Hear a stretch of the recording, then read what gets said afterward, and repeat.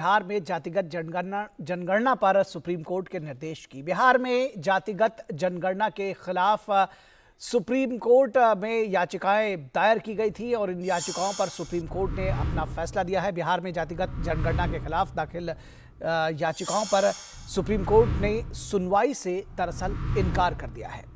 Justice B R. Gavai की अध्यक्षता वाली बेंच ने जातिगत जनगणना के खिलाफ दायर याचिकाओं को पब्लिसिटी स्टंट करार दिया। उन्होंने कहा कि सिर्फ ये लोगों का ध्यान आकर्षण करने के लिए है।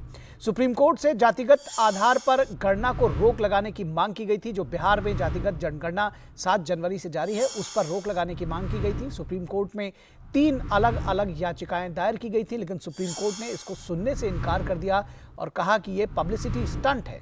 सुप्रीम कोर्ट ने याचिकाकर्ताओं से कहा कि हाई कोर्ट में दायर कर सकते हैं याचिका। उन्होंने कहा कि वो अगर उनको कोई दिक्कत है तो वो हाई कोर्ट जा सकते हैं इसके लिए। एक याचिका में बिहार सरकार के जातिगत गणना कराने के फैसले को देश की अखंडता को तोड़ने वाला बताया गया था।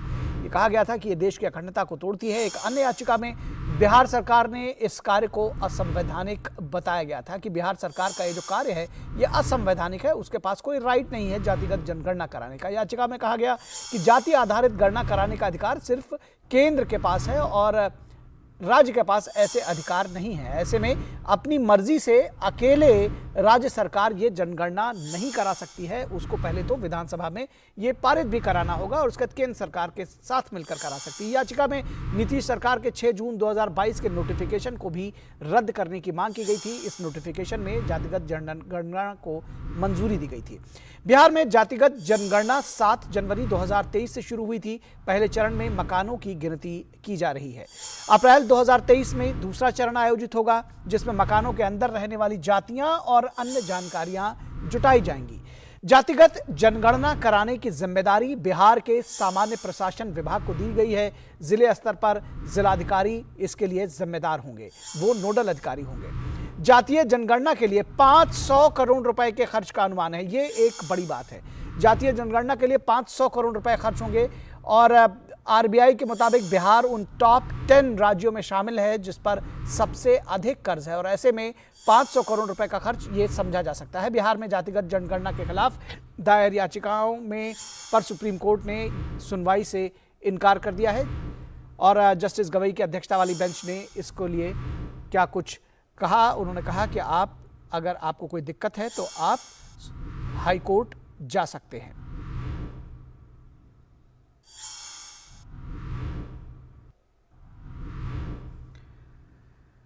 और दरअसल ये जो सवाल उठा है कि 500 करोड़ रुपए खर्च करने की, वो एक बड़ा सवाल है क्योंकि आरबीआई के मुताबिक टॉप 10 राज्यों में बिहार शामिल है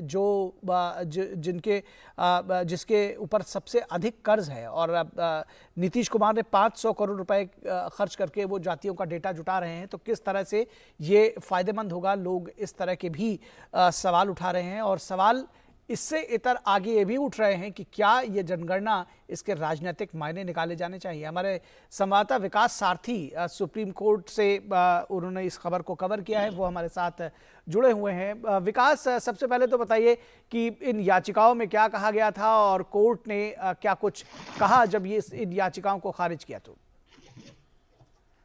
जी निखिल, जहां तक याचिकाओं की बात की जाए तो इसमें 2 प्रमुख मांगे थी। पहला ये कहा गया था कि इस तरह की जनगणना जाति आधारित नहीं हो सकती और इसके लिए केंद्र सरकार ही अधिकृत है। और दूसरी बात यहाँ पर एक कही गई थी, क्योंकि 2 याचिकाएं थी, अलग अलग ग्राउंड्स दिए गए थे। एक यहाँ पर ग्राउंड ये लिया गया था कि अगर राज्य सरकार इस तरह का कोई सेंसस करना भी चाहती है तो वो एक शासकीय आदेश से नहीं हो सकता। उसके लिए बाकायदा विधानसभा को एक कानून बनाना पड़ेगा जिसके बाद ही इस तरह की गणना हो सकती है।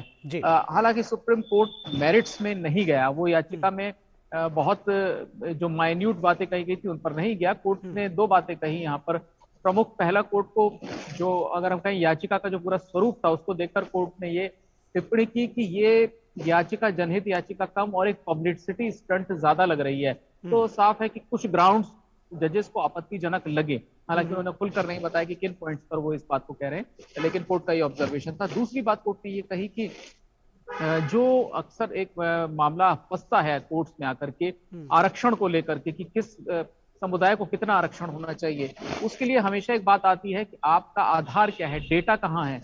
तो उस डेटा के लिए ये एक्सरसाइज कर सकती है राज्य सरकार।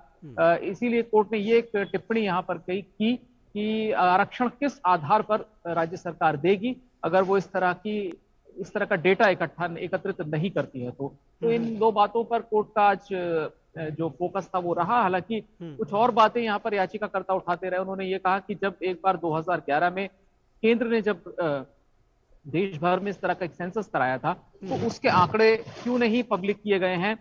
वो एक अलग विवाद में मामला फंसा था जिसको कि बाद में सरकार ने ये कहा कि उसमें बहुत सारी गड़बड़ियां हैं, उसमें बहुत सारी इनएक्यूरेसी हैं जिनको दूर किया जाना चाहिए, इसीलिए वो पब्लिक नहीं हुआ। फिलहाल कोर्ट ने कहा कि हम इन सारी दलीलों में नहीं जा रहे हैं, जो बात कोर्ट को कहनी थी वो कह दी है। अभी भी कुछ ग्राउंड्स अगर बचते हैं जिनको कि वो उठाना चाहते हैं तो इस बात की उनको स्वतंत्रता दी कोर्ट ने, सुप्रीम कोर्ट ने, कि आप जाएं और हाई कोर्ट में जाकर के इन बातों को उठाएं। फिलहाल सुप्रीम कोर्ट इसमें कोई दखल नहीं देगा, जो पूरा एक्सरसाइज इस समय चल रही है। जी जी, निश्चित तौर पर बहुत शुक्रिया इस तमाम बातचीत और जानकारी के लिए विकास सारथी। आपने विस्तार से जो कोर्ट की जानकारी थी वो दी। और यहाँ रुकेंगे एक छोटे से ब्रेक के लिए, कहीं मत जाइएगा, जल्द हाजिर होंगे। परीक्षा यानी रिजल्ट, एडमिशन, करियर और सक्सेस का प्रेशर, इस स्ट्रेस को मैनेज करने क्यों ना ले प्रधानमंत्री नरेंद्र मोदी जी से मोटिवेशन। अगर आपको फोकस करना है तो पहले डी फोकस होना सीख लीजिए। सिर्फ परीक्षा के अंक ही जिंदगी नहीं है। हर साल की तरह इस साल भी प्रधानमंत्री जी करेंगे विद्यार्थियों से सीधा संवाद और बढ़ाएंगे एग्जाम वॉरियर्स का हौसला। परीक्षा पे चर्चा 2023 देखिए डीडी न्यूज और सभी सोशल मीडिया प्लेटफॉर्म्स पर 27 जनवरी सुबह 11 बजे से। ब्रेक के बाद एक बार फिर आप सभी का स्वागत है और अब बात होगी पाकिस्तान की। आर्थिक संकट के बीच पाकिस्तान को लगातार